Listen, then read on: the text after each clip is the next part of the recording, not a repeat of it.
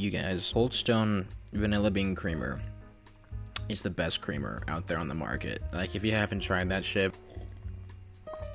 it's so fucking good. What is going on, you guys? My name is Nick and welcome back to the channel, and in today's video I'm bringing you guys my review for the brand new Netflix original series, All of Us Are Dead. All of Us Are Dead follows a group of trapped students as they try to escape their zombie-infested high school. Now let me just start by saying that Korea, specifically South Korea, in the entertainment world is just absolutely fucking knocking it out of the park. I mean, home run after home run. They are killing it over there. Whether you're talking about Train to Busan or the most recent Squid Game, they're just completely killing it over there. No matter what it is, TV show, movie, it is just top of the line cinema, as Martin Scorsese would say. Horror is hands down my favorite genre, but nowadays the realm of horror is very hit or miss, especially within the zombie subgenre. The Walking Dead brought back the terror we as an audience had lost when it came to zombie horror, but now that we're 11 seasons and 2 spin-offs in, as a fan of the zombie subgenre myself, I feel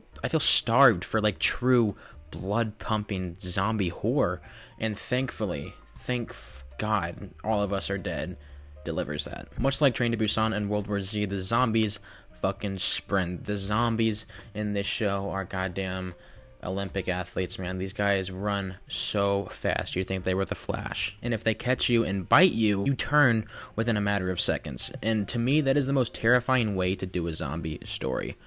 Slow-moving zombies like in The Walking Dead just isn't nearly as terrifying as a zombie that could infect you and your entire group of friends in a matter of seconds. Thankfully, the premise of the show and the types of zombies used isn't the only thing that is going for it.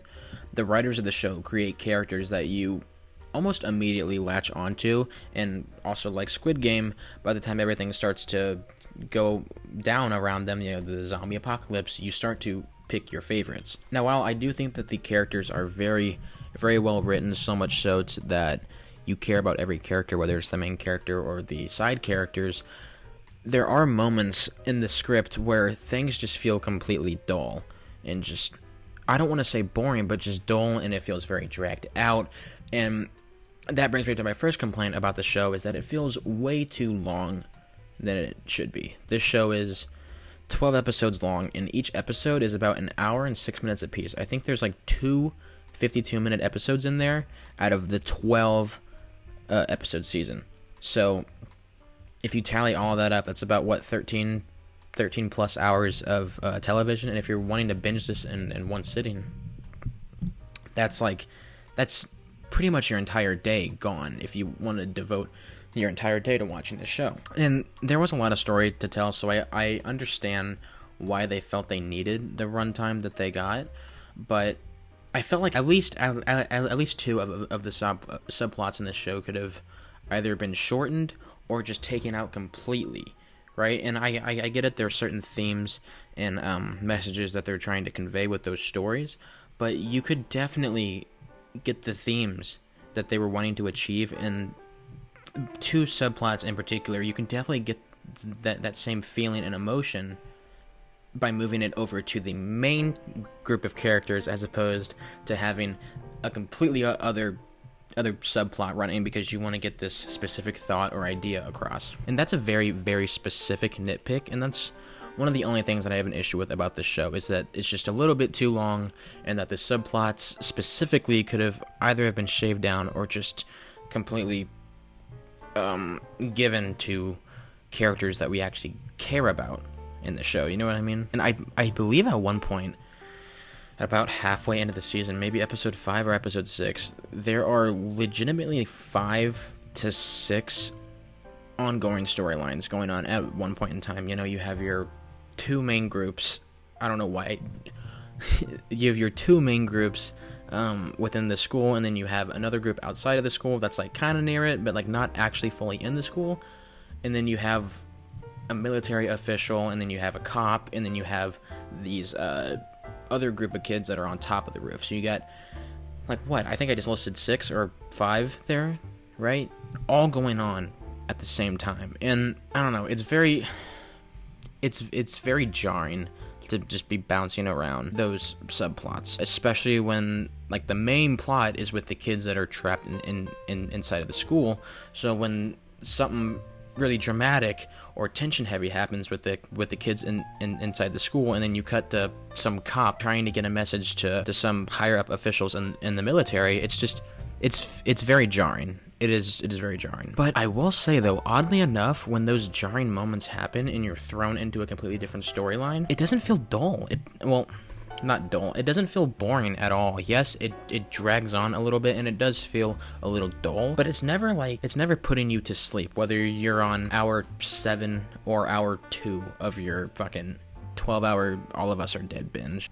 And I gotta give that a lot of praise, because that's fucking hard to do. If you're gonna be telling a 13-hour story with like 6 different subplots going on, 1 or 2 of them is bound to just completely not work with viewers. So the fact that they were able to make it work and not feel boring at all it's